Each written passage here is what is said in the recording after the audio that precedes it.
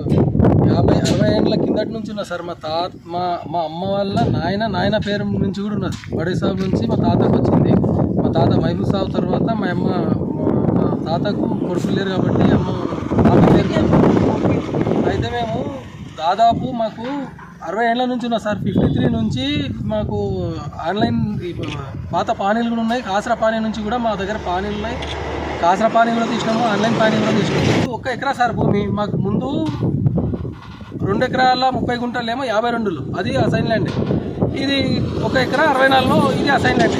అది రాజు సగ్రో కానీ అప్పుడు తీసుకొని అదే ఇచ్చిండ్రు, పైసలు ఇచ్చిండ్రు, దగ్గర కింద అది ఒక ప్లాట్ ఇచ్చిండ్రు.